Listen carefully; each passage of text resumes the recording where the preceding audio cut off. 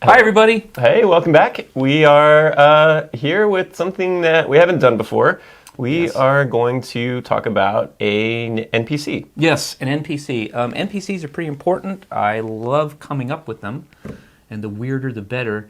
But this one is actually Ben. So, Ben, why don't you show yourself to everybody? But he looks a little different in this picture. Yeah, I look a little different here. We'll throw him up on the screen.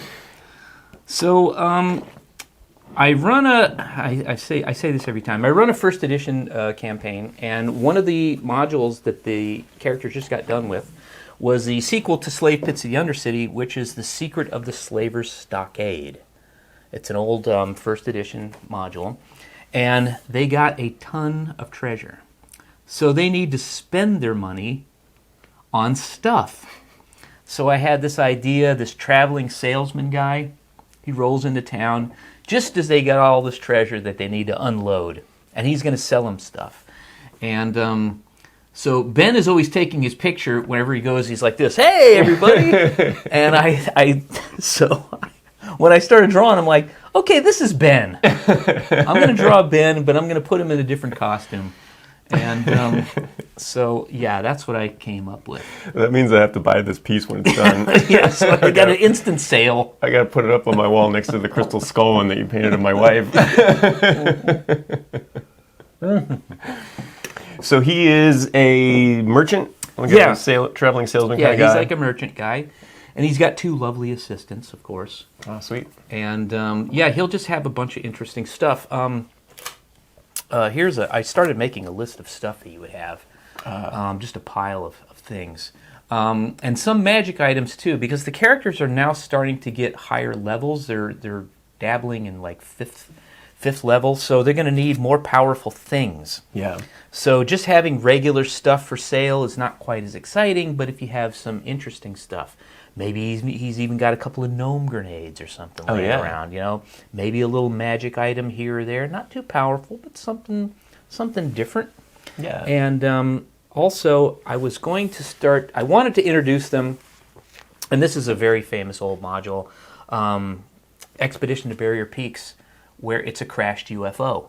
Oh, wow. And so I wanted to introduce them, and they're not quite high enough level to get to that because they'll get slaughtered.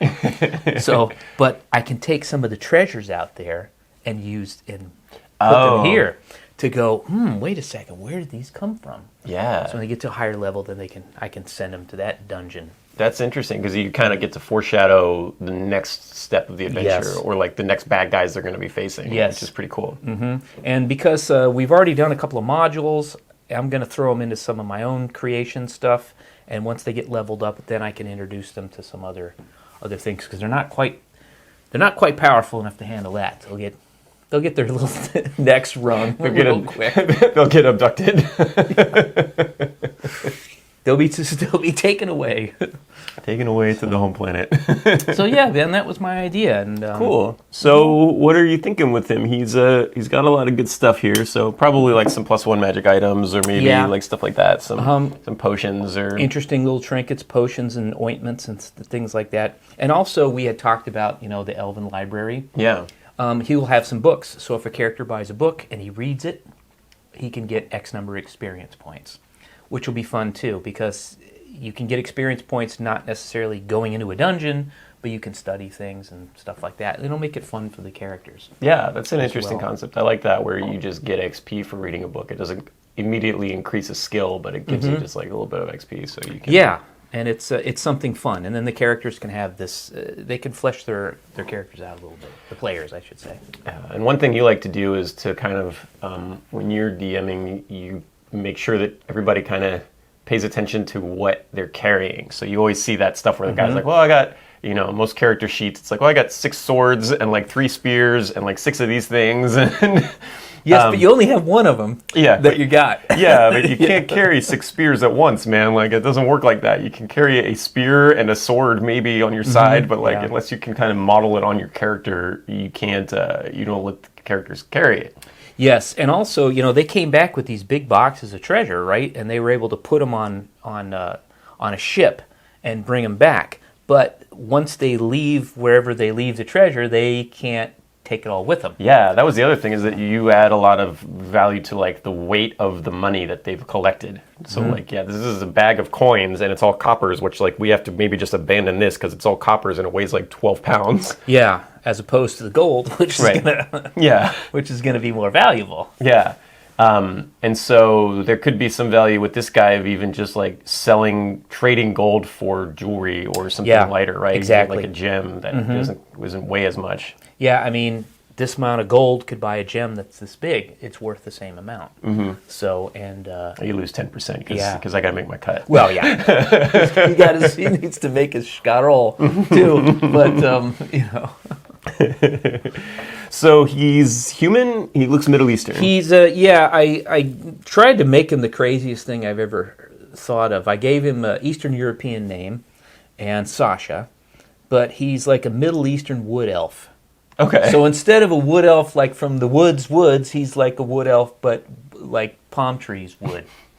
So that's pretty cool. Yeah, I don't know why I thought of it. Yeah, it's from like the oasis rather than like the forest. Yeah, instead of from the forest. So because you have in the adventure, so like I've been playing, and one of the NPCs you came up with was Uli, who is a he's a wood elf, but he's like a country bumpkin type. Yeah, he's like a redneck wood elf where he drinks beer instead of wine, and when you are describing him, you're like, oh, he's got an accent, and it's just like a real like rednecky accent. Yes, I assume I do the voices, so it makes it more fun for everybody. And then so this guy would have an accent as well, probably. Yeah, but I can't do a Middle Eastern accent until I have to maybe work on it or something.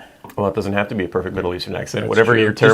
Whatever your terrible accent is the accent that this guy speaks with, because we're not. It doesn't matter. It's not actually the Middle East. Yeah, that's true. It's a make-believe world. It's not real, by the way. Sorry to poke a little hole in all you guys out there. Dungeons & Dragons isn't real.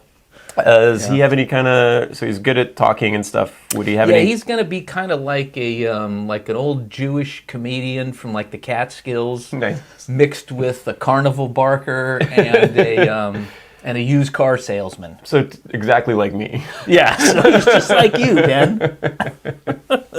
Like Shecky Green from the Catskills, except it'll be Sasha the Wood Elf.